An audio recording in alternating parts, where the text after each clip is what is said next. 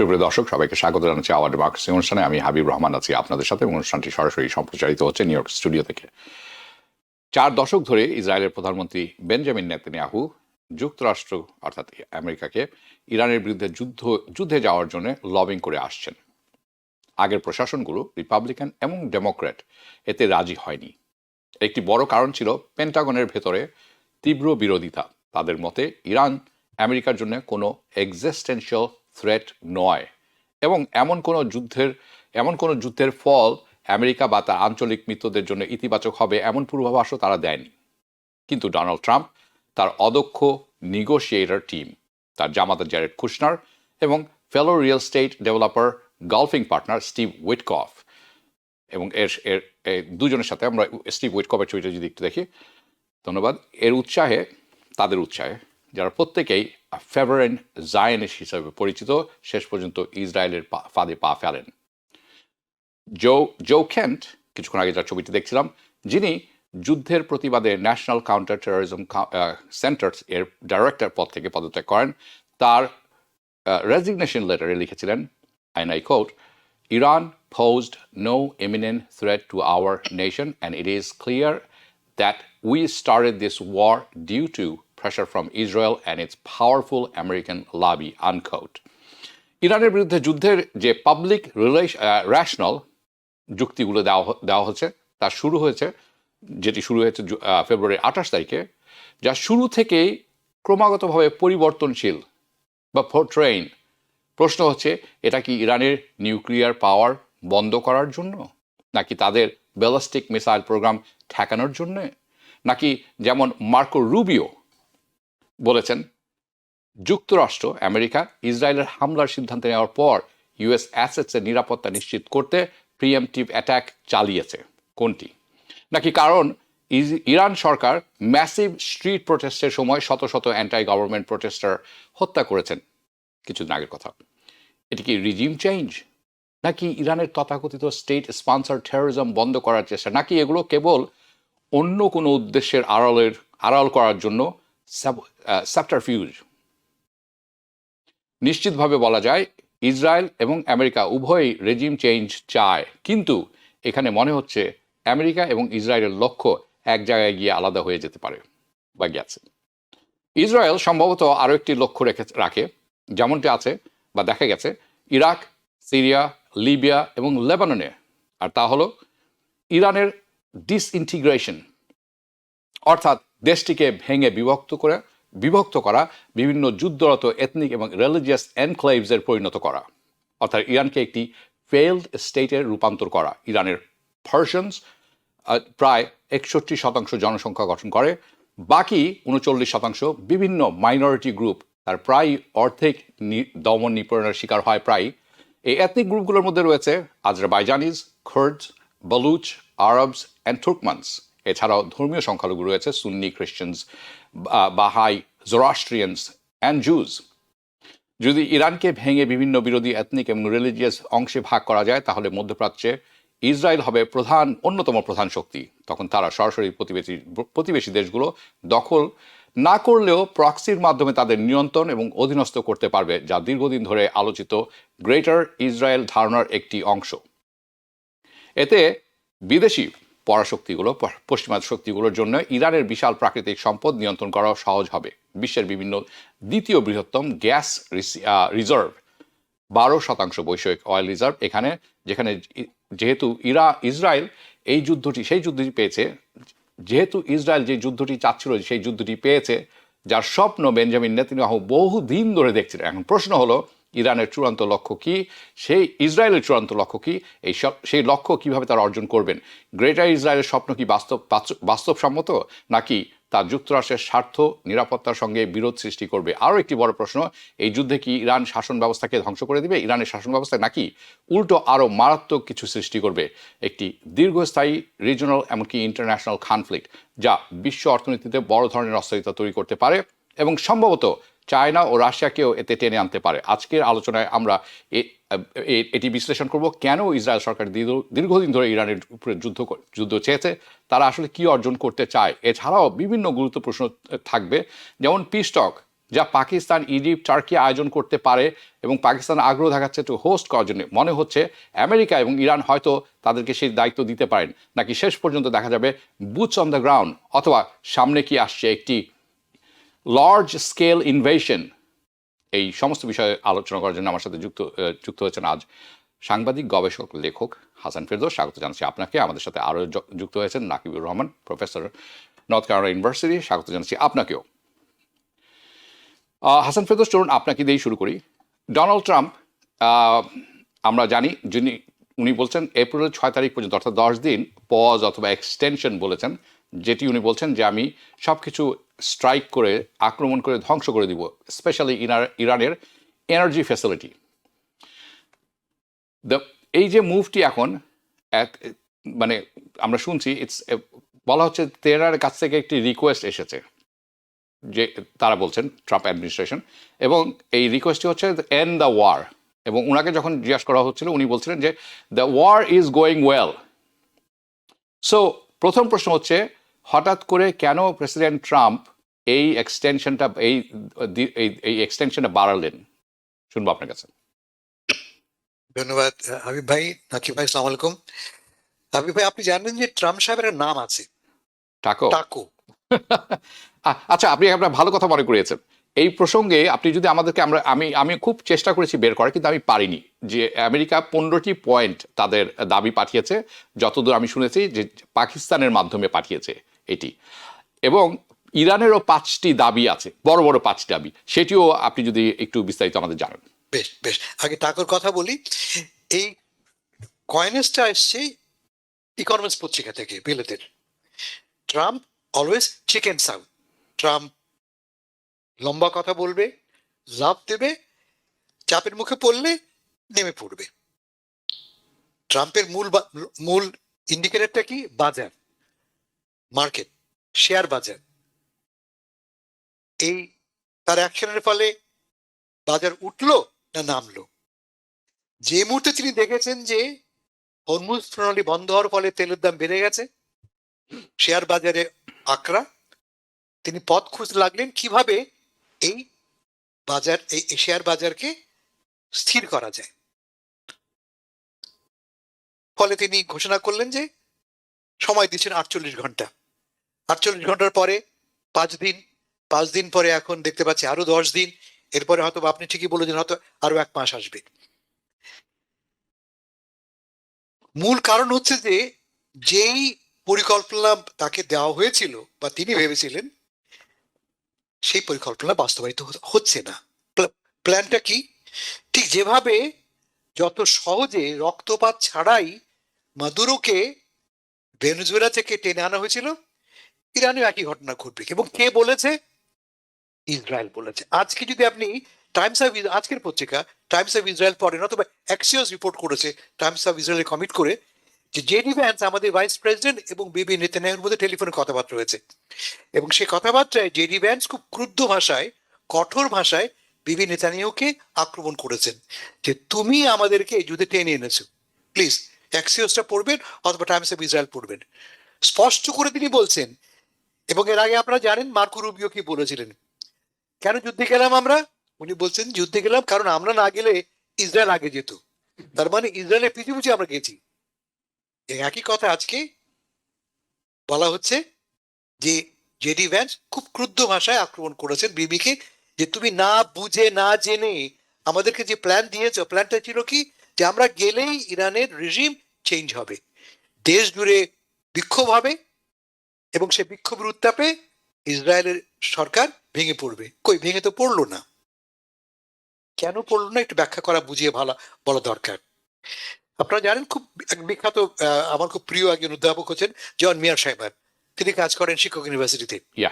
তিনি গতকাল একটা খুব ইন্টারেস্টিং ব্যাখ্যা দিয়েছেন যে এই মুহূর্তে ইরানের হাতে সমস্ত কার্ড আছে। কেন? কারণ ইরানের যুদ্ধে লম্বা দৌড়ে, মানে ম্যারাথনে নেমেছে সে, স্প্রিন্টে নয়। ইরানের হাতে সময়ের অভাব নেই, সময় কার নেই ডোনাল্ড ট্রাম্পের। তিনি ভেবেছিলেন, তিনি মুখে বলেছেন যে বড়জোর 6 সপ্তাহ, 4 সপ্তাহ চলে গেছে, আর 2 সপ্তাহ বাকি আছে। তিনি ভেবেছিলেন খুব দ্রুত এই সমস্যার সমাধান হবে এবং তার পছন্দের কাউকে তিনি ক্ষমতায় বসে সরে আসবেন। আমরা আরো জানি কি যে ডোনাল্ড ট্রাম্প কিন্তু বেসিক্যালি ফিলসফিক্যালি ফর এভার ওয়ারের বিরুদ্ধে। তিনি চিরকাল কিন্তু ইরাক যুদ্ধের বিরুদ্ধে বলেছেন, আফগান যুদ্ধের বিরুদ্ধে বলেছেন এবং তিনি চান না American boots on the ground যাক। এটা আমি মানতে রাজি আছি, কিন্তু পাশাপাশি তিনি কোনোভাবেই পরাজয় মানতেও রাজি না। তাকে জয় একটা ছিনিয়ে আনতে হবে। এখন তিনি জয় কিভাবে ছিনিয়ে আনতে পারেন? খুব সোজা কিন্তু জয় ছিনিয়ে আনা। আমি বুদ্ধিটা তাকে দিয়ে দিচ্ছি আপনার মাধ্যমে। তা হচ্ছে তিনি আগামীকালই বলতে পারেন, ভাই আমি জিতে গেছি তো। এবং তিনি বলেছেনও কিন্তু, হুম। তিনি একাধিক বলেছেন আমরা জিতে গেছি। ইরানের সব নেতাদেরকে আমরা টপ লেভেলে, মিড লেভেলে, টার্সিয়ার লেভেলে শেষ করে ফেলেছি। হুম। ইরানের অস্ত্র নেই, ইরানের নেভিকে 17টা জাহাজ ডুবিয়ে দিয়েছি আমরা, আর করার কি আছে? কেমন?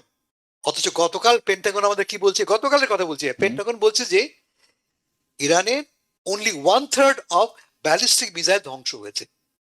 ওয়ান এটা থার্ড, পেন্টাগন অনলি 1/3, এক তৃতীয়াংশ শুধুমাত্র। এক তৃতীয়াংশ।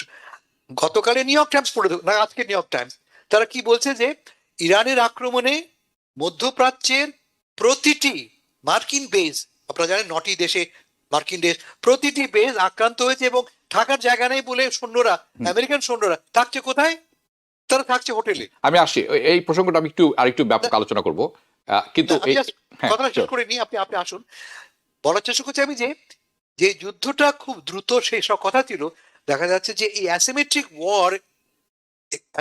ওয়ারে ইরান 2 কদম এগিয়ে আছে। কেমন? আপনি বলেছেন 15 দফা বনাম 5 দফা। প্রথম কি জেনেছি আমরা এগেইন এক্সিওস এর মাধ্যমে, তা হচ্ছে এই যে স্টিভ উইটকফ এবং ইরানের পররাষ্ট্রমন্ত্রী আব্বাস আরগাজির সাথে টেক্সটে যোগাযোগ হয়েছে। প্রথমে হোয়াইট হাউস অস্বীকার করেছিল, পরে বলেছে না ওরাই আমাদের সঙ্গে যোগাযোগ করেছে। হোয়াট এভার ইট ইজ, যোগাযোগ হয়েছে। এবং আপনি ঠিকই বলেছেন, পাকিস্তানের মাধ্যমে এই শর্তগুলি এক্সচেঞ্জ হয়েছে। 15 দফা। কি বলছে আমেরিকা? আমেরিকা প্রথম শর্ত হচ্ছে যে তোমাদের নিউক্লিয়ার প্রোগ্রাম বন্ধ করতে হবে, এটা 1 নম্বর। এটা পুরনো দাবি, ঠিক আছে, মানলাম। সেকেন্ড দাবি তারা বলছে যে তোমাদের যে ব্যালিস্টিক মিসাইল প্রোগ্রাম আছে তা বাতিল করতে হবে।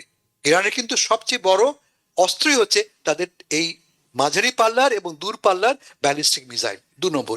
3 নম্বর তারা বলছে যে তোমাদের যে প্রক্সিস গুলি আছে, হেজবুল্লাহ, হামাস ইত্যাদি সমর্থন তুলে নিতে হবে। 4 নম্বর তারা কি বলছে যে স্ট্রেট অফ হরমুজকে খুলে দিতে হবে ইত্যাদি। এবং এই শর্তগুলি কোনোটাই কিন্তু ইরানের পক্ষে মানা সম্ভবপর নয়। ইরান পাল্টা প্রস্তাব দিয়েছে 5টি। তারা কি বলছে? 1 নম্বর, আমাদেরকে নিরাপত্তা নিশ্চয়তা দিতে হবে। নিরাপত্তা নিশ্চয়তা বলতে কি বোঝাচ্ছে যে আগামীকাল ধরা যাক সন্ধি করলাম, আমরা সিজ ফায়ার করলাম, তুমি যে কালকে আবার যুদ্ধ করবে না বা ইসরায়েল যুদ্ধ করবে না তার গ্যারান্টি কই? I want that guarantee, 1 number. 2 number, sanction তুলে নিতে হবে। আপনারা জানেন ইরান গত 40 বছর ধরে স্যাংশনে জর্জরিত। বিশ্বের সবচেয়ে বেশি স্যাংশন কিন্তু ইরানের উপরে। স্যাংশন তুলে নিতে হবে। 2। 3 তারা বলছে যে আমরা এনপিটি স্বাক্ষর করেছি। এনপিটি মানে নন প্রলিফারেশন ট্রিটি। এই চুক্তির অধীনে প্রতিটি দেশের অধিকার আছে শান্তিপূর্ণ কাজে পারমাণবিক শক্তি ব্যবহারের। ফলে আমাদেরকে শান্তিপূর্ণ কাজে পারমাণবিক শক্তি ব্যবহার সুযোগ দিতে হবে। 3। 4 নম্বর তারা বলছে যে হরমুজ প্রণালী যে আছে এর উপরে আমার সভরেন্টি স্বীকার করতে হবে। এটা আমার সীমানার মধ্যে পড়ে এবং এটা আমার সার্বভৌমত্বের অধীনে পড়বে, এই স্বীকার আমাকে করতে হবে। এরকম 5টি তারা পাল্টা প্রস্তাব দিয়েছে, যার কোনোটা এবং তোমার বেস যতগুলি আছে তুলে নিতে হবে। আমেরিকাকে এই 15টা প্রস্তাবে 2টো কনসেশন দিয়েছে। তারা বলছে যে ঠিক আছে, স্যাংশন তুলে নেওয়ার কথা ভাবতে পারি আমরা, বা কোনো স্যাংশন বা সার্টেন নাম্বার অফ স্যাংশন আমরা উইথড্র করতে পারি। আর 2 নম্বর, যে বেসগুলি আছে সেই বেসগুলি রিলোকেট করতে পারি আমরা। কেমন? এই যে পাল্টাপাল্টি প্রস্তাব, কোনো পক্ষই কিন্তু অ্যাপারেন্টলি প্রস্তাব দেখে মনে হয় যে কোনো পক্ষই সম্মত হবে না। এই আজকে একটু আগে শাহবাজ শরীফ তার বেশ বার্তা পাঠিয়েছেন যে আমরা তৈরি তোমাদেরকে হোস্ট করতে। একই কথা বলেছে জেনারেল সিসি আহ, আহ, ইজিপ্ট ইজিপ্ট ইজিপ্ট থেকে, হুম মিশর থেকে, যে আমরাও তৈরি। হুম তার মানে কি দাঁড়াচ্ছে, যে একটি উদ্যোগ হচ্ছে তলে তলে। আমি শেষ করছি, শেষ কথাটা বলি আপনাকে। এত ট্রাম্প সাহেব ঘন ঘন কেন শান্তির কথা বলছেন? এই মুহূর্তে তিনি আহ, ইরান কিন্তু বলছে না, ইরান বলছে না যুদ্ধ এখন থামাতে হবে, যুদ্ধ থামানোর কথা বারবার বলছেন ট্রাম্প সাহেব। কেন? হুম প্রধান কারণ, কথা ছিল 31শে মার্চ, এই মাসের দুদিন পরে তিনি যাবেন বেইজিং এ। 31 মার্চ তার সঙ্গে মিটিং করার কথা শি জিনপিং এবং ট্রাম্প সাহেবের। তিনি সেটা এক্সটেন্ড করে নিয়ে গেছেন কবে? 14-15 এপ্রিল। হুম তো যুদ্ধ চলবে, এই অবস্থা তিনি কোনোভাবেই তো যেতে পারবেন না। ফলে তাকে যুদ্ধ শেষ করতে হবে, এবং তিনি এই 2 সপ্তাহের মধ্যে চাচ্ছেন তার টার্মে যুদ্ধ শেষ হোক। ফলে আমার প্রেডিকশন হচ্ছে এই যে, ট্রাম্প সাহেব তার সম্মান বাঁচানোর জন্য একবার তিনি তারিখ এক্সটেন্ড করেছেন, তাকে আবারও extend করতে না হয় সেজন্য তিনি চেষ্টা করবেন এই 15 তারিখে, এই 15 দিনের মধ্যে, 14-15 এপ্রিলের মধ্যে একটা অ্যারেঞ্জমেন্টে আসতে। হুম এবং এই অ্যারেঞ্জমেন্টে আসার দায়িত্ব কাকে দেওয়া হয়েছে ইন্টারেস্টিংলি? জেডি ভ্যান্সকে। Yeah interesting very JD Vance কে? This just 1 second, who's JD Vance? JD ভ্যান্সের সারা জীবন তিনি লম্বা যুদ্ধের বিরুদ্ধে কথা বলেছেন। হুম জেডি ভ্যান্স হচ্ছেন কি সেই লোক যিনি ইরাক যুদ্ধের বিরুদ্ধে কথা বলেছেন, আফগান যুদ্ধের বিরুদ্ধে কথা বলেছেন, ট্রাম্পও বলেছেন। তাকে ভার দেওয়া হয়েছে go and negotiate on our behalf. এই আজকে যদি পড়ে থাকেন আপনারা টাইমস অফ ইসরায়েল, সেখানে ইসরায়েল খুব নাখোশ, জেডি ভ্যান্সকে দায়িত্ব দেওয়া হয়েছে। রুবিও হলো অন্য কথা, রুবিও কিন্তু একজন সামরিক হক, ইয়া তিনি খুব কঠোর ইয়া ভাবাপন্ন ইয়া অবস্থান। জেডি ভ্যান্স নয়, জেডি ভ্যান্স চান যুদ্ধ বন্ধ হোক। লক্ষ্য করে দেখবেন জেডি ভ্যান্স কিন্তু কোনো কথাই বলছেন না এই যুদ্ধ নিয়ে, চুপচাপ বসে আছেন। লিড দিচ্ছেন কি? উইটকফ, হেক্সেট, ইয়া যারা যুদ্ধ কখনো করেননি, যুদ্ধ কি জানেন না, হুম লম্বা লম্বা কথা বলছেন। এই অবস্থায় জেডি ভ্যান্সের এই প্রমোশনটা ইজ ভেরি সিগনিফিকেন্ট। আমি বলবো আবারও 14-15 এপ্রিল ইজ ভেরি সিগনিফিকেন্ট। ইয়া আপনি একটা ইন্টারেস্টিং কথা বলেছেন। প্রেসিডেন্ট ট্রাম্প সম্মান বাঁচানোর জন্য যুদ্ধটি বন্ধ করার চেষ্টা করছেন। তো অ্যাপস্টিন ফাইল প্রকাশ করার পর সম্মানের যতটুকু ছিল সেটাও বাকি আছে কিনা আমার তো সন্দেহ আছে গভীরভাবে। সো কোন সম্মান তার বাকি আছে, আই ডোন্ট নো। টাকও তো আমরা জানি প্রতিনিয়ত ঘটনা। সো উনি উনি আমার মনে হয় না, আমার ধারণা যে আমেরিকা এবং তার বেঞ্জামিন নেতানিয়াহু ইসরায়েল তারা মনে করেছিল এটা ভেনেজুয়েলার মতো একটি কেস হবে। আমরা আয়াতুল্লাহকে শেষ করে দিব এবং ইরান নতজানু হয়ে পা ধরে মাপ চাবে। কিন্তু তারা বুঝতে পারেনি যে ইরান আসলে এই যে এরকম একটি হবে তার পরিকল্পনা অনেক আগে থেকেই করছিল। And they were ready, and they have been ready. And এই রেডিনেসের কারণে তারা কিন্তু এখন আর যুদ্ধে এই বন্ধের কথায় আগ্রহী না। কারণ তারা মনে করে যে আজকে সিজ ফায়ার হলে 2 সপ্তাহ পরে আবারও আক্রমণ শুরু হতে পারে। এটি তারা খুব ভালো করে বিশ্বাস করেন। এটি একটি অন্যতম কারণ। আমি নকিবুর রহমান যাব আপনার কাছে। ভেরি ইন্টারেস্টিং কয়েকটা ব্যাপার। আপনি হয়তো আজকে দেখেছেন স্টক মার্কেট ইট ফেল ডাউন। গত সপ্তাহে পড়েছিল 800 পয়েন্ট, এটি তেমন একটি রিকভার করেনি। আজকে পড়েছে আরও 500 point. So this creates a lot of pressure on current administration, because now their buddies, the Magnificent Seven, they are losing money, which is his buddies, right? Not the আমি আপনি loose করলে he doesn't care, okay? Now এই যে প্রস্তাবটি কথা বলা হচ্ছে 15 দফা আমেরিকার কাছ থেকে পাঠানো হচ্ছে এবং 5 দফার একটি পাল্টা প্রস্তাব দিয়েছে ইরান। অনেকখানি পরিষ্কার হলো এখনো আনক্লিয়ার যে এটি আসলে ডেলিভার করা হয়ে গেছে কিনা পাকিস্তানের পক্ষ থেকে নেগোসিয়েশনের জন্য ইরানের কাছে। নর আরেকটি ইম্পর্টেন্ট ব্যাপার, সেটা হচ্ছে যে ইসরায়েল এটা মেনে নিবে কিনা। যে ইসরায়েল কনসিস্টেন্টলি এই আলাপ আলোচনার মধ্যেও বোমা বর্ষণ করে যাচ্ছে ইরানে, together with the United states, right? এর মধ্যে যে কথাটি আমরা হাসান ফেরদৌসের কাছে শুনলাম, শর্তের একটি অংশ হচ্ছে গলফ কান্ট্রি থেকে আমেরিকার যে বেসেসগুলো আছে সেগুলো তুলে নিতে হবে। এবং খুবই গুরুত্বপূর্ণ একটি ব্যাপার হচ্ছে হরমুজ প্রণালীর যে সার্বভৌমত্বটা এটা ইরানের থাকবে। এবং তার চেয়েও বড় কথা হচ্ছে ইরান এখান থেকে ট্যাক্স কালেক্ট করবে প্রতিটি শিপ থেকে। যদি সেটা হয় তাহলে এটা সুয়েজ ক্যানালের মতো হয়ে যাবে। এবং সেটি যদি হয়ে থাকে তাহলে দুটি ব্যাপার আমার কাছে খুব জটিল মনে হয়েছে। একটি হচ্ছে গলফ কান্ট্রিদের নিরাপত্তার কারণটি কী ছিল, যে বাবা ইরান যে কোনো সময় আক্রমণ করবে। কিন্তু এরকম যদি হয় যে এই সার্বভৌমত্ব দিয়ে দেওয়া হয় ইরানের হাতে এবং ইরান ট্যাক্স কালেক্ট করে, তখন এই নিরাপত্তাটা আর থাকলো না। কারণ দুজনের পারস্পরিক লাভের জন্য তারা এই এই এই যে প্রতিরক্ষা জিনিসগুলো থাকবে না, তখন আমেরিকান বেসগুলো তার ওখানে থাকার প্রয়োজন পড়বে না।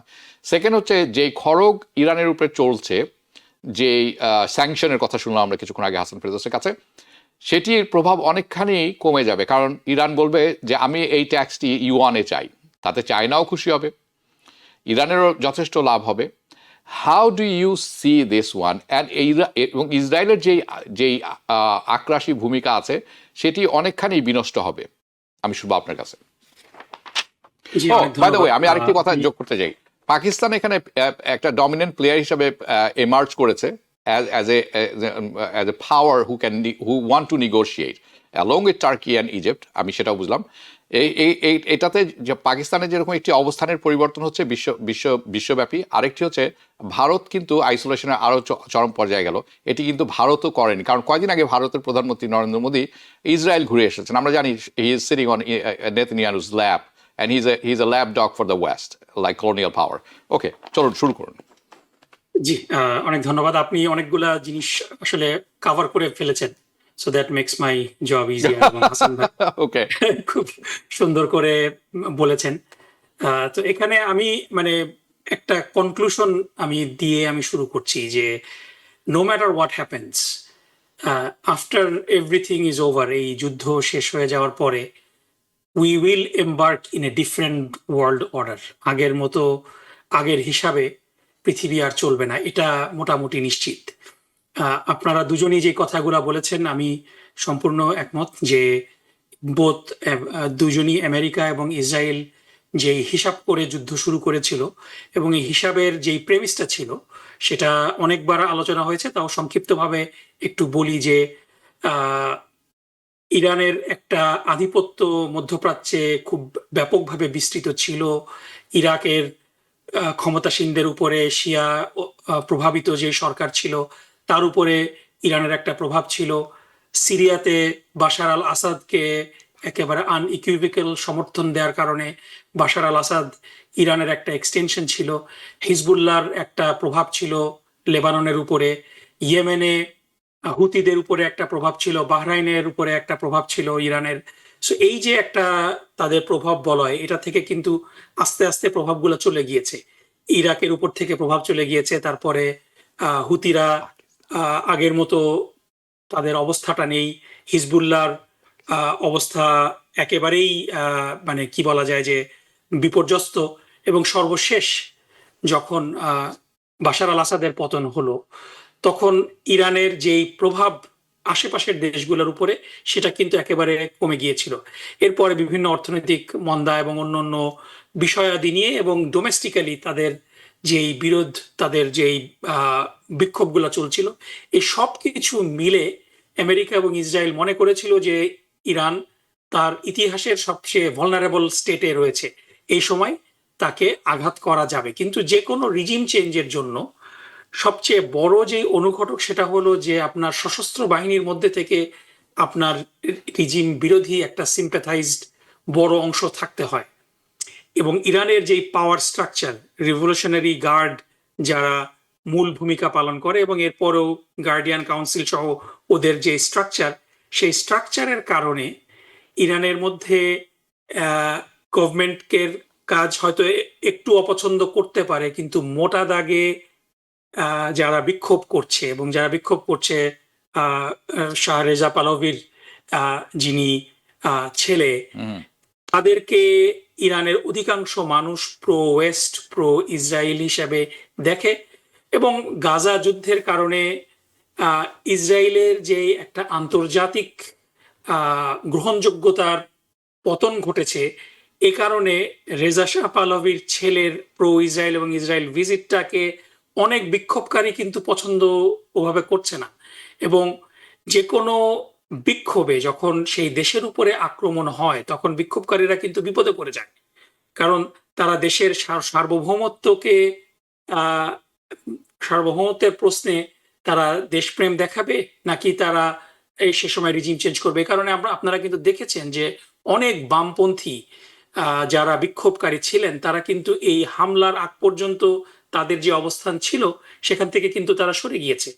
সো এই যে কমপ্লেক্স একটা ইকুয়েশন, এবং এই ইকুয়েশনে যেই কথাগুলো আমরা শুনছিলাম, যে কথাটা আপনিও বললেন যে এই সৌদি আরব, কাতার, তারপরে ইউএই, অন্য জায়গাগুলোতে যে আমেরিকান বেস, এই বেসগুলোর একটা বড় কারণ হলো যে তারা এই দেশগুলোকে ইরানের আক্রমণ থেকে রক্ষা করবে। কিন্তু এই হামলার পরে এই দেশগুলোর উপরে যখন আক্রমণ হলো, বেসগুলোতে আক্রমণ হলো এবং কয়েকটা অয়েল ফিল্ডেও আক্রমণ হয়েছে, সেখানে কিন্তু এয়ার ডিফেন্সটা এরকম কাজ করেনি যেভাবে কাজ করার কথা ছিল। এ কারণে গালফ দেশগুলোও কিন্তু খুব খুশি এটা না। এবং এই যুদ্ধে সবচেয়ে বড় যুদ্ধটা আগ্নেয়াস্ত্র, ব্যালিস্টিক এগুলার বাইরেও হচ্ছে মিস ইনফরমেশনের যুদ্ধ। আপনার নিউ ইয়র্ক টাইমস দাবি করছে যে সৌদি আরবের ইনসিস্টেন্সের কারণে হামলা করা হয়েছে, অথচ সৌদি আরব এটা ডিনাই করছে। ট্রাম্প বলছেন যে ইরানের সাথে আলোচনা হচ্ছে, ইরান বলছে যে কার সাথে আলোচনা হচ্ছে আমরা তো জানি না। সো এই যে মিস ইনফরমেশন গুলা হচ্ছে, এবং এখানে মানে কোনো কিছু যুদ্ধ তো ছেলে খেলা না যে আমি গিয়ে মানে এটা পাড়ার মাস্তানের মতো না যে গিয়ে একজনকে দুইটা থাপ্পড় মেরে চলে আসলো, পরে একটা নেগোসিয়েশন হয়ে গেল। A lot of damage has been done to Iran. ইরানের একেবারে লিডারশিপ হ্যাজ বিন ডিক্যাপিটেটেড, যেটাকে এই আমেরিকা এবং ইসরায়েল মনে করেছিল যে ভেনেজুয়েলার মতো, যে মানে যে থিওরি যে if you kill the head the body dies, বিষয়টা কিন্তু এরকম না। মানে কন্টিনিউটি কিন্তু আছে। এবং ইরান এমন একটা দেশ যারা মানে দীর্ঘদিন ধরে স্যাংশনের মধ্যেই কিন্তু তারা রান করছে। ইরাক ইরান যুদ্ধ কয়েক দশক ধরে চলেছে, সেটা তারা সার্ভাইভ করেছে তারা। সুতরাং লং টার্ম যুদ্ধের জন্য ইরানের কিন্তু খুব শক্তিশালী হওয়া দরকার আছে, এটা কিন্তু না। আর আমরা যদি মানে ইতিহাস দেখি যে ভিয়েতনামের মতো একটা মানে খুবই দুর্বল একটা রাষ্ট্র, সেখানে পর্যন্ত আমেরিকা কিন্তু সাকসেসফুল হতে পারেনি। ইভেন আমাদের পাশের দেশ খুব কাছে কিউবা, মানে আমেরিকান মানে আপনারা যদি দেখেন যে সেই কিউবান মিসাইল ক্রাইসিস, যে আমেরিকা কিন্তু ইচ্ছা করলেই মনে হতো যে কিউবার মতো একটা দেশ তো দখল করে নিতে পারে। কিন্তু কিউবার ব্যাপারে যদিও ডোনাল্ড ট্রাম্প মানে অনেক খুব অ্যাগ্রেসিভ কথা বলেছেন রিসেন্টলি কিউবাকে নিয়ে, কিন্তু কিউবার সভরেন্টি থ্রেট করার মতো কিন্তু আমেরিকা কোনো কাজ করতে পারেনি। সো একটা দেশকে দখল করে নেওয়া, আফগানিস্তানে রাশিয়া সেই ভুল করেছিল, যেটার খেসারত দিতে হয়েছে রাশিয়া পুরো সোভিয়েত ইউনিয়নের ভাঙনের মধ্যে দিয়ে। তারপরে দীর্ঘদিন ধরে আমেরিকা আফগানিস্তানে তালেবানের সাথে যুদ্ধ করে সেই তালেবানের কাছেই ক্ষমতা হস্তান্তর করে সেখান থেকে খুব দুঃখজনকভাবে বিদায় নিয়েছে। ইরাকেও কোনো মেজর চেঞ্জ কিন্তু হয়নি সাদ্দাম হোসেনকে মেরে ফেলা ছাড়া। সো কোনো একটা দেশে গিয়ে রিজিম চেঞ্জ করাটা খুব ইজি, এবং একটা ডিকটেটর থাকলে সেই ডিকটেটরকে সাদ্দাম গাদ্দাফির মতো যাদের কোনো কন্টিনিউটি নেই তাদেরকে মেরে ফেলাটা ইজি। কিন্তু একটা যারা যারা একটা আদর্শের উপরে বেস করে একটা তাদের হায়ারার্কি থাকে, তাদের ফিগার হেড কিন্তু ডেফিনেটলি খুবই ইম্পর্টেন্ট। আয়াতুল্লাহ খামেনির একটা স্পিরিচুয়াল ছিল, কিন্তু তিনি একজন বয়স্ক মানুষ, তিনি তো এমনি ন্যাচারাল কজেও মারা যেতে পারতেন, তাই না? সো এই জিনিসগুলার কারণে আমেরিকা বলল যে আমরা যুদ্ধ করব না, আর ইরান সেটা মেনে নিবে। এই ভুল ইরানের করার কথা না, কারণ যখন হামলাটা শুরু হয়েছে, আমাদের ভুলে গেলে চলবে না, তখন কিন্তু কথাবার্তা চলছিল, সেই কথাবার্তা চলার মধ্য দিয়ে আক্রমণ হয়ে গেল।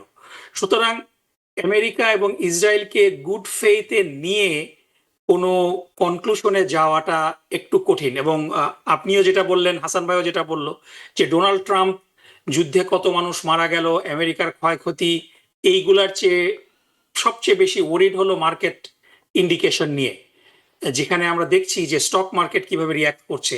সুতরাং ডোনাল্ড ট্রাম্প নিজের স্বার্থেই এখন যুদ্ধটা শেষ করার জন্য চেষ্টা করবেন।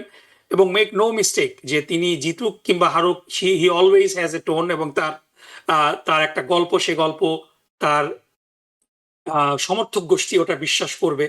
So whether he is getting a win or he is getting a loss, he will still celebrate it.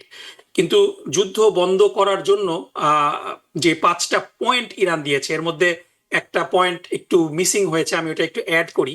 2 number যেই পয়েন্ট শর্তটা ইরান দিয়েছে সেটা হলো compensate for war damage, Reparation, right. হ্যাঁ। তো এই জিনিসটা, এই ব্যাপারে কিন্তু, কারণ ইরানের তো ক্ষয়ক্ষতি হয়েছে এবং মানে যে কোনো যুদ্ধে মানে নোবডি উইন্স। আমরা যদি সত্যিকার অর্থে পৃথিবীতে আজ পর্যন্ত যতগুলা যুদ্ধ হয়েছে সবগুলা যুদ্ধর যদি আমরা ফলাফল হিসাব করি, at the end of the war humanity loses, at the end of the war nobody wins, only humanity loses. মানুষের জানমালের ক্ষয়ক্ষতি, সম্পদের ক্ষয়ক্ষতি যেগুলো হয় এগুলাকে রিকভার করা যায় না। এবং যুদ্ধ একটা সমস্যার সমাধানের প্রতিশ্রুতি নিয়ে শুরু হয়, কিন্তু যুদ্ধ শেষ হওয়ার পরে আরো হাজারটা সমস্যা তৈরি হয়। সুতরাং যুদ্ধ ইচ্ছা করলাম শেষ করে ফেললাম, বিষয়টা এমন না, এবং সবাই যুদ্ধ শেষ করতে চায়, কিন্তু যুদ্ধের যে ক্ষয়ক্ষতিগুলো হয়েছে এখন বিষয়টা হয়েছে যে সবারই ক্ষয়ক্ষতি হবে।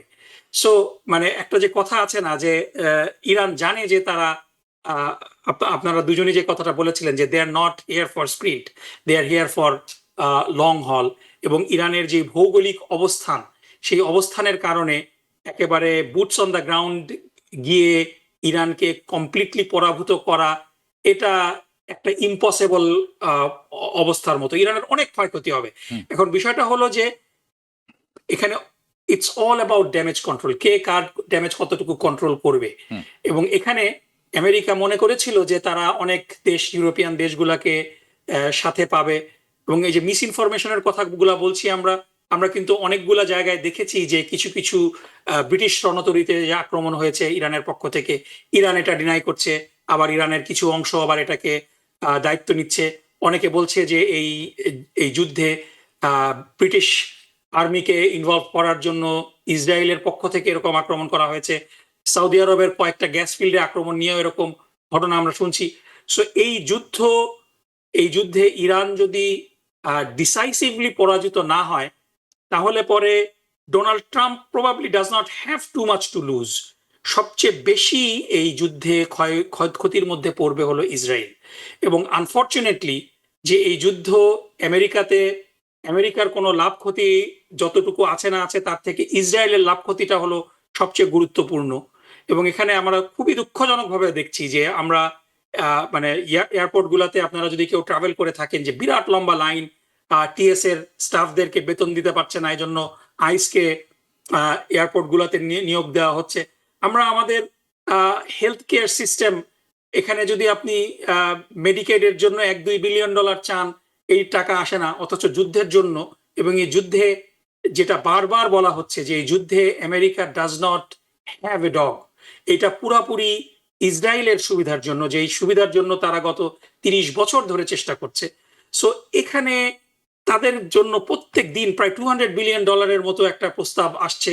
এটা খুবই রিডিকুলাস, এবং এটা নিয়ে কিন্তু জিওপির মধ্যেও অনেক টানপোড়েন চলছে। সো আমি এতটুকু বলে শেষ করব যে এই যুদ্ধে ইসরায়েল যেটা চায় যে complete and decisive win for Israel and America, decisive loss for Iran, যেটা আমার মনে হয় খুব মানে এটা সুদূর পরাহত। এ কারণে এই যুদ্ধ যদি ইমিডিয়েটলি সিজ ফায়ার হয় এটার সবচেয়ে বড় ক্ষতির ভার বইতে হবে ইসরায়েলকে। যে কারণে আমি শুরু করেছিলাম যেটা নিয়ে, এটা দিয়ে শেষ করি যে after this war the world order will not be the same. ধন্যবাদ আপনাকে। আমি যাব হাসান ফেরদৌস আপনার কাছে। আমরা জানি যে প্রতিটি যুদ্ধেরই কোনো একটি লক্ষ্য থাকে।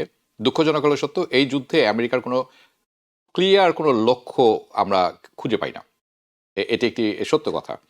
আরেকটি ব্যাপার যেটি শেষ মুহূর্তে উনি বললেন যে এই যুদ্ধের যখন থেমে যাবে বা এই যুদ্ধের কারণে পৃথিবীর যে পরিবর্তনটি এসেছে, ইকোনমিক, স্পেশালি আমি যদি অর্থনৈতিক যে ক্ষয়ক্ষতির কথা বলি বিশ্বব্যাপী, অনেকেই বলছেন যে এটি যদি আগামীকালও থেমে যায়, এটি আগামী 6 মাস থেকে 1 বছর লাগবে নর্মাল ফ্লো আসতে অর্থনৈতিক দিক থেকে। সেই ব্যাপারটি একটু শুনবো আপনার কাছে। তারপর যেহেতু আমি অল্প একটু বলেছি, কিন্তু আমি আপনার কাছে একটু শুনবো যে স্ট্রেইট অফ হরমুজের যে ফ্রি চায় ইরান, এটার সিগনিফিকেন্সটা কেমন? আপনি আমাকে কথা প্রসঙ্গে বলেছেন যে $2 বিলিয়ন লেভি চান তারা পার শিপ, এটি আমাদেরকে একটু বুঝিয়ে বলবেন। এটির সাথে আমরা এখন শুনছি যে ঠিক আছে এক্সটেনশন চলছে, কিন্তু গ্রাউন্ড ইনভেশন হতে পারে, যেমন আবু মুসা, তারপর খারাগ যে দ্বীপগুলো আছে এগুলা দখল করার একটি পরিকল্পনা করছেন Trump administration. So strait of Hormuz, levy and the ground invasion, শুনবো আপনার কাছে। ট্রাম্প সাহেব একসঙ্গে দুমুখ নীতি অনুসরণ করছেন। একদিকে তিনি বলছেন আমি শান্তি চাই, পিস করতে চাই, অন্যদিকে তিনি সৈন্য পাঠাচ্ছেন। 50,000 সৈন্য অলরেডি কিন্তু সমুদ্র সীমার মধ্যে বসে আছে। হুম। 2,500 সৈন্য জাপান থেকে আসছে, আরো তিনি 2,000 সৈন্য পাঠাচ্ছেন, এয়ারবোর্ন পাঠাচ্ছেন। মূল লক্ষ্য খার্গ আইল্যান্ড দখল। তো খার্গ নয়, আরো 6টি তারা ছোট আইল্যান্ডকে আইডেন্টিফাই করেছেন যেখানে তারা প্রবলি গ্রাউন্ড ইনভেশন করার কথা ভাবছেন। এবং দুদিন আগে দেখেছি আমরা, পেন্টাগন থেকে বলা হয়েছে এটি একটি মস্ত ভুল হবে। এই জন্য ভুল হবে যে এর ফলে আমেরিকান সোলজারদের জীবন আশঙ্কার মুখে পড়বে। এই অঙ্কগুলি মাথায় আছে। তারপরেও কিন্তু ডোনাল্ড ট্রাম্পকে এই যুদ্ধে জিততে হবে। তার রাজনৈতিক সার্ভাইভালের জন্য তাকে জিততে হবে। তিনি বললেন আমি জিতেছি, ফিরে এলেন, অবস্থা বদলালো না, আমি তো মানবো না। তার সমর্থকরাও মানবে না। টাকার খালসাতে বসে আছেন তাকে পোক করবার জন্য, ঠাট্টা করবার জন্য। ফলে তাকে তার নিজের রাজনৈতিক সার্ভাইভালের জন্য একটা ডিসাইসিভ ভিক্টরি বা ভিক্টরি পথ তাকে দেখাতে হবে। কি পথ তা আমরা জানি না।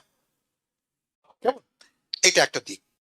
আমরা এর আগে কথা বললাম যে ইরানকে কিন্তু এই যুদ্ধে জিততে হবে না, ইরানকে সার্ভাইভ করতে হবে। হ্যাঁ, দে আর ফাইটিং ফর সার্ভাইভাল। আমেরিকাকে জিততে হবে।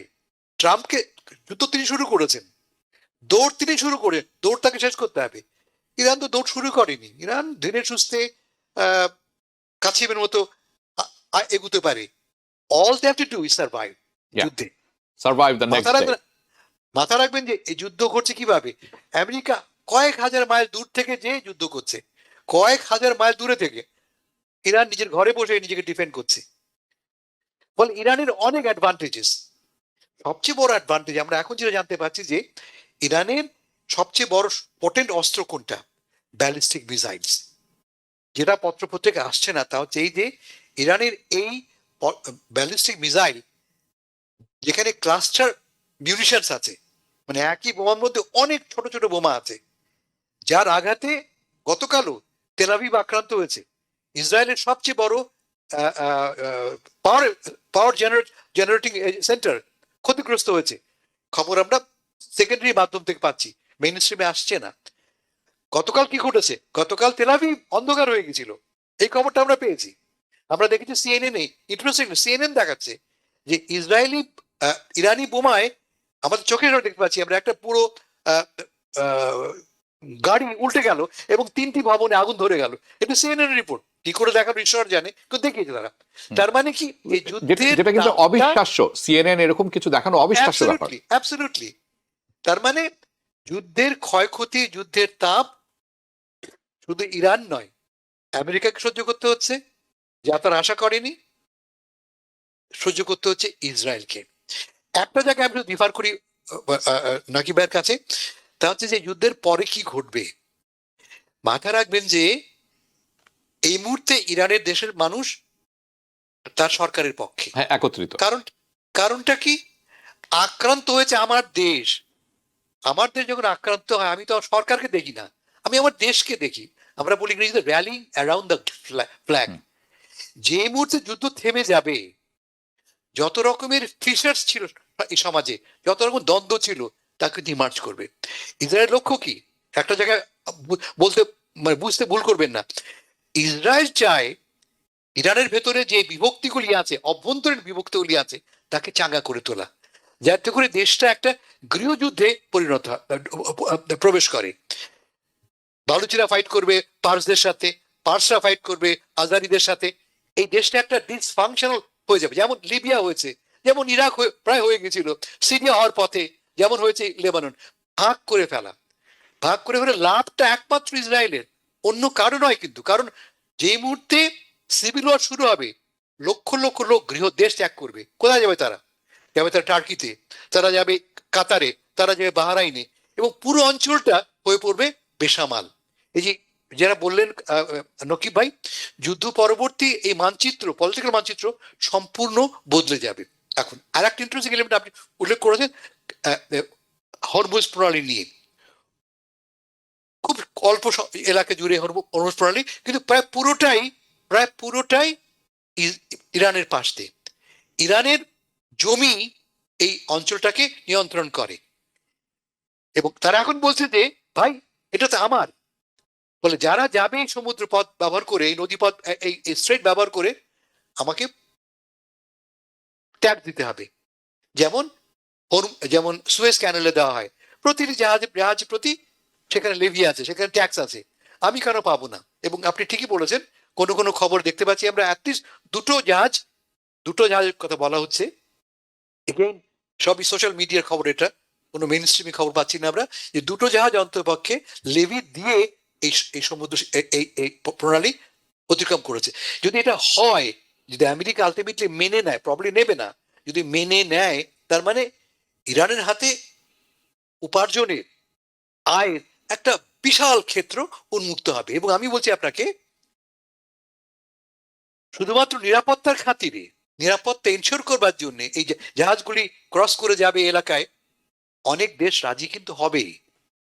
অন্য বিকল্প কোনো পথ নেই, বিকল্প আমাদের যাবে সে আফ্রিকা হয়ে যেতে হবে আমাকে, প্রায় very expensive. 2 সপ্তাহ মানে সময়, টাইম, 2 সপ্তাহ অতিরিক্ত সময় লাগবে আমার, কারো পক্ষে সম্ভবপর হবে না। ফলে ইটস কোয়াইট লাইকলি, যদি যুদ্ধ কন্টিনিউ করে, আমেরিকা পলিটিক্যাল ক্রাইসিসের মধ্যে পড়ে, যদি আমেরিকার কোনো পথ না থাকে, তাদেরকে পথ বাঁচতে হবে। আর পথটা কি? আবারও বলি, যুদ্ধ থামে দুভাবে। এক, যখন কোনো পক্ষ পরাজিত হয়, যখন এক পক্ষ কনসিড করে আমি হেরে গেছি, সেকেন্ড ওয়ার্ল্ড ওয়ার, জার্মানি হেরে গেল, থেমে গেল যুদ্ধ, আর যুদ্ধ থামে নেগোসিয়েশনের মাধ্যমে, অন্য কোনো পথ নেই যুদ্ধ থামার। ফলে নেগোসিয়েশনের যে প্রক্রিয়া শুরু হয়েছে, সেই প্রক্রিয়ায় এই মুহূর্তে কিন্তু আপার হ্যান্ড কার? ইরানের। ইরান কিন্তু একবারও বলছে না আসো যুদ্ধ থামাই, এটা বলছে কি একমাত্র মার্কিন যুক্তরাষ্ট্র। কারণটা কি? এক, আপনি বলেছেন মার্কেট, ভেরি গুড, 1 নম্বর। 2 নম্বর, নতুন কনফিগারেশন, যেটা নিয়ে কথা বলি না একদম আমরা, এই যুদ্ধে কিন্তু চীন এবং রাশিয়া ইরানের পাশে আছে। রাইট। চীন আজকে ট্রাম্প সাহেব সাক্ষাৎকারে ফক্সকে বলেছেন রাশিয়া অল্প বিস্তর সাহায্য করছে, অ্যাডমিট তিনি করছেন। আমরা কি জানি, রাশিয়া এবং চীন দুদেশে কিন্তু, এই যে একটু আগে বললাম আমরা যে 9টি বেজে আক্রমণ হয়েছে, কিভাবে হলো? প্রতিটি বেজের অবস্থান, লোকেশন, জিও লোকেশন কোত্থেকে এসছে? রাশিয়া থেকে এসছে। ফলে রাশিয়া ইজ প্লেইং এ বড় একটা রোল প্লে করছে এই যুদ্ধে কিন্তু। ফলে যুদ্ধ পরবর্তী সময়ে আমরা দেখবো যে পৃথিবী আসলেই বদলে গেছে। হ্যাঁ, আমার যেটা আশা, একটি নতুন মেরুকরণ হতে পারে। I don't care about that, eye care about America. আমেরিকার কি মেরুকরণ ঘটবে? 7 মাস পরে মধ্যবর্তী নির্বাচন, Yeah. এই মধ্যবর্তী নির্বাচনে কি আমরা দেখব শেষ পর্যন্ত নতুন রাজনৈতিক শক্তির উত্থান ঘটলো? আমরা কি দেখব হোয়াইট হাউসের নিয়ন্ত্রণ নড়বড়ে হয়ে আসবে? আমরা কি দেখবো আলটিমেটলি কংগ্রেসে ডেমোক্রেটদের অবস্থান পুনঃপ্রতিষ্ঠিত হলো? জানি না, কিন্তু সিনগুলি হচ্ছে, মোমেন্টগুলি আমাকে বলছে যে these things may happen and dramatically change the political landscape. আমি মনে করি এই আলোচনা যখন আমরা করছি, এই সিচুয়েশন দিয়ে আমরা যখন যাচ্ছি, আমাদেরকে মনে রাখতে হবে যে ইলেকশন কিন্তু নভেম্বরে আসছে। আমরাই যারা, I didn't vote for him, I can tell you with my hands up, I didn't vote for Trump, but আমাদেরই অনেকে প্রেসিডেন্ট ট্রাম্পকে ভোট দিয়েছিলেন দুটি কারণে। একটি, উনি বলেছিলেন আমি আর নতুন কোনো যুদ্ধ করবো না, যুদ্ধ থামাবো। দ্বিতীয়টি, উনি বলেছিলেন যে উনি কি করবেন, গাজার যে ইয়েটা আছে, জেনোসাইড, উনি বন্ধ করবেন। এই দুটি কারণে উনি কিন্তু অনেক মুসলিম ভোটারদের ভোট পেয়েছিলেন। অন্যান্য যারা আছে মধ্যপন্থী, হোয়াইট ব্ল্যাক, তারাও ভোট দিয়েছিলেন। আদতে তার কিছুই উনি করেননি, উল্টোটি করেছেন। আমরা কি আসলে নভেম্বরে কোনো নতুন কোনো দেখতে পাবো কিনা, I don't know, but we will see. এটি একটি ব্যাপার। আপনি যখন হাসান ফেরদৌস কথা বলছিলেন যে আমরা এখন বুঝতে পারছি পরিষ্কারভাবেই যে রাশিয়া এবং চায়না ইরানের পিছনে আছে, যার কারণে ইরানের সাকসেস রেট খুব অল্প বিস্তরের সামর্থ্যের মধ্যেও success rate is good. And এটি সম্ভব হচ্ছে ইন্টেল তারা পাচ্ছেন, সেটি আসছে রাশিয়া বা চায়নার কাছ থেকে। ওকে, আরেকটি মজার এই প্রশ্ন যখন আমি পরবর্তী প্রশ্ন আগে, এটি গত সপ্তাহে চায়নার একটি ডিফেন্স ইন্ডাস্ট্রি ঘোষণা করেছে যে চাইলে ইরান আমাদের কাছ থেকে ব্যালিস্টিক মিসাইল কিনে নিয়ে যেতে পারে। এটির দাম $1 million না, 99,000 per ballistic missile. The range is 3,000 kilometers. Can you imagine? I should have remembered the name of the company. Okay, so this is another interesting development. Okay, so আমি জানি এটা কাকে ইঙ্গিত করে বলা হচ্ছে, বাট আমরা অনুমান করে নিতে পারি। আমি নাকিবুর রহমান যাব আপনার কাছে। এমতো অবস্থায় পাকিস্তান তারা বলছে they are ready to host the peace talk. প্রশ্ন হচ্ছে তারা কি আসলে কোনো কনস্ট্রাকটিভ রোল এখানে প্লে করতে পারবে কিনা, যদি পারে তাহলে তার সিগনিফিকেন্সটা কতখানি, শুনবো আপনার কাছে। Definitely everybody is trying to benefit from the situation, এটাই হলো অফকোর্স, দুঃখজনক যে অ্যাবসলিউটলি, সবাই ক্রাইসিসকে এক্সপ্লয়েট করতে চায়। ইয়া, তো মানে আমি একটু দর্শকদের বোঝার জন্য বলে রাখি যে ইরানের সাথে কিন্তু আমেরিকার কোনো কূটনৈতিক সম্পর্ক নেই। তো আহ, যদি কোনো আমেরিকান সিটিজেন ইরানে যেতে চায়, কিভাবে তারা যাবে? হুম, এটা কিন্তু ইটস এ কোয়েশ্চেন যে how Yeah. Do they obtain visa or Yeah. Travel arrangement. So এটা তারা করে থ্রো পাকিস্তান এমবাসি। পাকিস্তানের সাথে ইরান হ্যাজ এন অ্যারেঞ্জমেন্ট। যদি এ কারণে, যদিও তাদের এখানে কোনো দূতাবাস নেই, পাকিস্তানি দূতাবাসকে তারা ব্যবহার করে অ্যাজ এ প্রক্সি। আপনাকে একটা মজার তথ্য দিই। মজার তথ্য হচ্ছে মরক্কোর পাশে দেশটির নাম কি? আলজেরিয়া। আলজেরিয়ার আলজেরিয়া। স্বাধীনতা যুদ্ধের সময় কিন্তু আলজেরিয়ার কোনো পাসপোর্ট বা কোনো ডিপ্লোম্যাটিক কাগজ ছিল না বা কার্ড ছিল না, সেটি কিন্তু এই পাকিস্তানের মাধ্যমে তারা নিত সেই সময়। এবং তার ফলশ্রুতিতে আলজেরিয়ার ফ্ল্যাগের সাথে আপনি দেখবেন পাকিস্তানের ফ্ল্যাগের মিল কতখানি। এটি তাদেরকে সম্মান জানিয়ে তারা করেছিল। Okay, please continue. So this is a fact যে সো ইরানের সাথে আহ, পাকিস্তানের ডিপ্লোম্যাটিক সম্পর্ক এবং রাজনৈতিক সম্পর্ক এটা অনেক পুরানো। So it goes back few ডিকেডস। So এটা হলো একটা মানে ইন্টারেস্টিং ফ্যাক্ট। এখন পাকিস্তান কি এটা মিডিয়েট করতে পারবে কিনা? Pakistan is not Qatar, Pakistan is not Switzerland. So ওই ধরনের ফাইন্যান্সিয়াল অ্যাবিলিটিও পাকিস্তানের নাই। এবং কিন্তু পাকিস্তানের যেটা স্ট্রেংথ, আমি স্ট্রেংথ এবং উইকনেস দুটাই বলছি এবং আলটিমেটলি কনক্লুশনের ভার দর্শকদের উপরে ছেড়ে দিব। পাকিস্তানের যে স্ট্রেংথ সেটা হলো যে ইরানের সাথেও যেমন পাকিস্তানের সম্পর্ক ভালো, গালফ অন্যান্য দেশগুলোর সাথেও কিন্তু পাকিস্তান কোনো বৈরী সম্পর্ক তৈরি করেনি। সৌদি আরব, ইউএই, টার্কি, কাতার। কারণ আমরা জানি যে মধ্যপ্রাচ্যের দেশগুলোর মধ্যে মোটামুটি দুটা বলয় আছে, যে সৌদি আরব এবং ইউএই একটা বলয়ের মধ্যে, কাতার আর একটা বলয়ের মধ্যে, যেখানে কাতার এবং তুরস্ক তারা পারস্পরিক সহযোগিতা করে। সো এই দুইটা বলয়ই কিন্তু পরস্পরের মানে অলমোস্ট মুখ দেখা দেখি করতে পারে না এরকম অবস্থা। পাকিস্তানের সাথে এই দুইটা বলয়েরই কিন্তু ভালো সম্পর্ক আছে। আর পাকিস্তানের সবচেয়ে বড় যে স্ট্রেংথটা সেটা হলো যে চায়নার সাথে পাকিস্তানের একটা সম্পর্ক আছে। সো এই কারণগুলার ফলে, এবং ডোনাল্ড ট্রাম্পকেও সবচেয়ে বেশি তৈলমর্দন মনে হয় পাকিস্তানের প্রধানমন্ত্রী এ পর্যন্ত করেছেন। ডোনাল্ড ট্রাম্পকে নোবেল পিস প্রাইজ পাওয়ার জন্য নমিনেট করা থেকে শুরু করে। সো এই সব কিছু মিলিয়ে I think Pakistan is seizing this moment, যে একটা তারা নেগোশিয়েট করার মতো অবস্থানে আছে। এবং to make it A feasibility, Witkoff কিন্তু পাকিস্তানে গিয়েছিলেন, এখনো অবস্থান করছেন কিনা এটা ক্লিয়ার না, but he has been to Pakistan, এবং প্রস্তাব এবং 5টা প্রস্তাবের কথা আমরা শুনছি, এটা কিন্তু কেম থ্রু পাকিস্তান। এখন সমস্যাটা কি, উইকনেসটা কি? উইকনেসটা হলো যে পাকিস্তান কিন্তু এখানে সিগনিফিকেন্ট, এই যুদ্ধটা যদিও ইরান এবং আমেরিকার মধ্যে, কিন্তু এখানে মূল পার্টনার হলো ইসরায়েল। ইসরায়েলের সাথে পাকিস্তানের কোনো ডিপ্লোম্যাটিক রিলেশনশিপ নাই এবং ইসরায়েলকে পাকিস্তান রেকগনাইজ করে না। সো এবং তাদের সাথে ইসরায়েলের একেবারেই কোনো ডিপ্লোম্যাটিক রিলেশন নাই, মানে একেবারে মিনিমাম ডিপ্লোম্যাটিক রিলেশনশিপটাও নেই।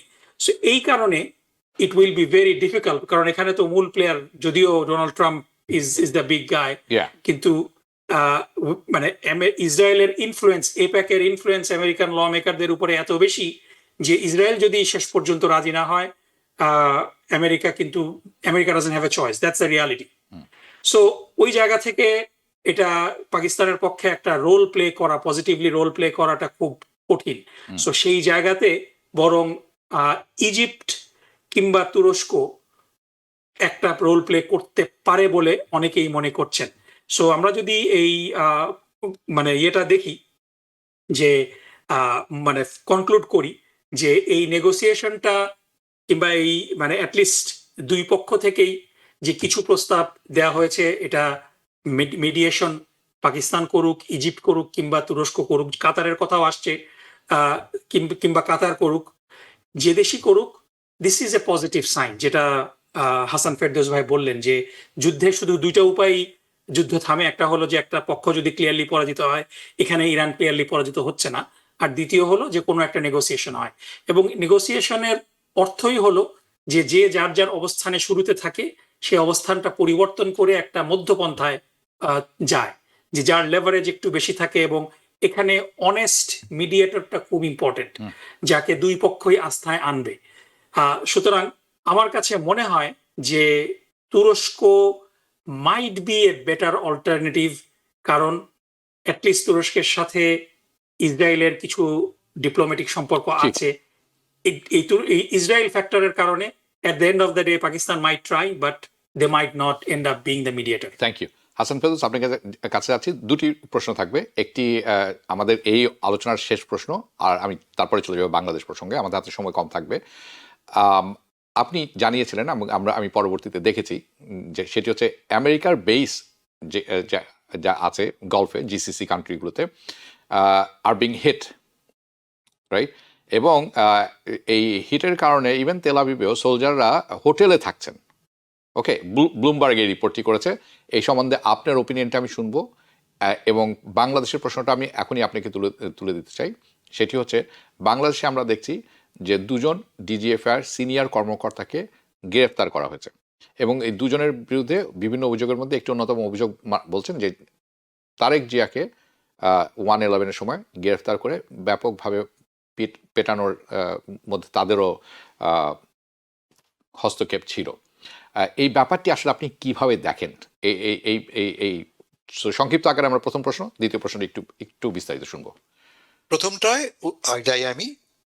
নিউ ইয়র্ক টাইমস কি লিখছে, খুব ইন্টারেস্টিং। নিউ ইয়র্ক টাইমসকে আমি কোট করছি: Iran has severely damaged several American military bases in the Middle East. Severely damaged. একথা বলছে না তারা যে একদম ধ্বংস করে ফেলেছে, কিন্তু সিভিয়ারলি ড্যামেজ করেছে। নিউ ইয়র্ক টাইমসের মতো পত্রিকা, নিউ ইয়র্ক টাইমস বেসিক্যালি এই যুদ্ধে মার্কিন সরকারের মুখপাত্র ভূমিকা পালন করছে। সেই পত্রিকা প্রথমবারের মধ্যে জানানো আমাদেরকে, এবং গতকাল সিএনএন একই কথা বলেছে। এবং সোলজাররা এতটা অনিরাপদ বোধ করছে, তারা তাদের বেসে থাকছে না। বেস সবচেয়ে ফোর্টিফাইড অঞ্চল, বেস, সামরিক বেসগুলি মানেটা কি? সেখানে সকল ব্যবস্থা, সেখানে নিরাপত্তার ব্যবস্থা আছে। সেই নিরাপত্তা কেন্দ্র তারা ছেড়ে কোথায় উঠছে? পাবলিক হসপিটাল, হোটেলে, যে হোটেল কিনা খুব সহজেই ইরানের টার্গেট হতে পারে, এবং হয়েছেও, তাই দেখেছি আমরা। ফলে এই খবরটা থেকে একটা জিনিস বোঝা যাচ্ছে যে Iran is not a spent force. সে নিঃশেষ হয়ে যায়নি, সে এখনো ফাইট করে যাচ্ছে। আমরা আগে বলেছি এই ফাইটটা অ্যাসিমেট্রিক, অসম যুদ্ধ, সমান সমান যুদ্ধ না। লম্বা 7 ফুট লম্বা, 5 ফুট লম্বা লোকের মধ্যে লড়াই হচ্ছে, গেরিলা যুদ্ধের মতো। এবং এই যুদ্ধে যেটা বারবার বলেছি আমরা, লম্বা সময় যারা থাকতে পারবে তারাই জিতবে। যাদের দম বেশি, যারা অনেক লম্বা পথ অল্প অল্প ধীরে ধীরে হলেও এগোতে পারে, তারাই জিতবে। অ্যান্ড দ্যাটস ওয়াই যেটা বললাম একটু আগে, যেমন মেয়র সাহেবের কথা, যে সমস্ত কার্ড কিন্তু ইরানের হাতে, আমেরিকার হাতে না। আমেরিকার জন্য কি প্রয়োজন? দ্রুত, পারলে আগামীকাল জিতে যাই আমি। Otherwise it becomes a political liability for Donald Trump. এখন আপনার দ্বিতীয় প্রশ্নে আছি আমি। হ্যাঁ, বাংলাদেশে গত 4-5 দিনে দেখেছি আমরা পরপর দুজন সিনিয়র প্রাক্তন সামরিক কর্মকর্তা গ্রেফতার হয়েছেন, এবং দুজনই 1/11-এর সঙ্গে যুক্ত। 1/11টা কি জিনিস আমরা জানি, আমাদের জন্য রিলেভেন্ট কোনটা, যে 1/11-এর সময় এই সরকারের পতন ঘটলো, -2 ফর্মুলা আমরা জানলাম। সে সময় তারেক জিয়া ব্যক্তিগতভাবে আহত হয়েছিলেন। শুধু আহত নয়, তাকে পিটিয়ে প্রায় মেরে ফেলার অবস্থা করেছিল। আমরা দেখেছি তাকে কিভাবে, তাকে ঢাকা থেকে হসপিটাল, তাকে প্লেনে করে নিয়ে যাওয়া হচ্ছে বিলেতে, ইংল্যান্ডে। তারেক জিয়া হয়তো ভোলেননি এই চরম অত্যাচারের কথা। কেমন দুটো দিক এই ঘটনা, দুটো দিক। এক হচ্ছে যে আপনি অপরাধ করেছেন, অপরাধের শাস্তি আপনাকে ভোগ করতে হবে। কোন চার্জে দেখতে পাচ্ছি আমরা? চার্জটা কি মানব পাচারের, কোন চার্জটা কি দুর্নীতির, ক্ষমতার অপব্যবহার নয়, অর্থ পাচারের, মানব পাচার ইত্যাদি ইত্যাদি।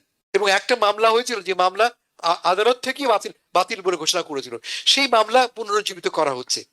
ফলে আমার সন্দেহ হচ্ছে যে এর একটা পলিটিক্যাল গন্ধ আছে। এই এই এই মামলা দুটি কম হোক বেশি হোক পলিটিক্যালি মোটিভেটেড। আমি কি ভেবেছিলাম, তারেক জিয়া শুরু করেছেন একজন আধুনিক গণতন্ত্রী মনা নতুন প্রজন্মের শাসক হিসেবে। তিনি কি আবারও ফিরে যাবেন সেই আওয়ামী বিএনপি আমলের রাজনীতিতে, প্রতীকের রাজনীতিতে, না তিনি সবাইকে ইনক্লুড করবেন? যে এই যদি আজকে এই দুজনকে আমরা মিথ্যা চার্জে রাজনৈতিক কারণে অভিযুক্ত করি, তাহলে আমরা সেই পড়ে যাবো বিশেষ সার্কেলে। কিন্তু যদি অন্যটা ঘটে, সত্যি সত্যি তাদেরকে আমরা তাদের অপরাধের জন্য শাস্তি দিই। আমরা অপরাধটা কি ছিল, যে তোমরা বেআইনি ভাবে তারেক জিয়াকে নয় 1/11 ঘটিয়েছিলেন, সে কথা কিন্তু কেউ বলছে না। সে অভিযোগ কিন্তু আনা হচ্ছে না, আনা হচ্ছে এমন সব ট্রাম্প চার্জ, যে চার্জগুলি আমাদের কাছে এই মুহূর্তে মনে হচ্ছে খানিকটা স্পুরিয়াস, খানিকটা বানানো। তাতেই আমার ভয়টা জাগছে। জি, অসংখ্য ধন্যবাদ হাসান ফেরদৌস এবং নকিবুর রহমান। আমাদের সময়ের স্বল্পতার কারণে অনুষ্ঠানটি এখানে শেষ করতে হচ্ছে, কারণ এই প্রসঙ্গে অনেক প্রশ্ন ছিল এবং আছে। আমরা হয়তো আগামী সপ্তাহে আলাপ করবো এবং আমি চাবো যে আপনাদের দুজনকেই সেই অনুষ্ঠানে দেখতে, কারণ এটি খুবই গুরুত্বপূর্ণ একটি ডেভেলপমেন্ট। আমি বিদায় নিচ্ছি আপনাদের কাছ থেকে। আপনারা দুজনেই ভালো থাকবেন। দর্শক, আপনারা যারা এতক্ষণ অনুষ্ঠানটি দেখছিলেন, আশা করি অনুষ্ঠানটি ভালো লেগেছে। ভালো লাগলে থাকলে জানাবেন। দেখা হবে পরবর্তী অনুষ্ঠানে। শুভরাত্রি। TBN 24 টেলিভিশন দেখতে আজই কল করুন 7187776556। লগ ইন করুন www.totalcablebd.com। নিউ ইয়র্ক থেকে সম্প্রচারিত TBN 24 টেলিভিশন বিশ্বজুড়ে বাঙালির কণ্ঠস্বর।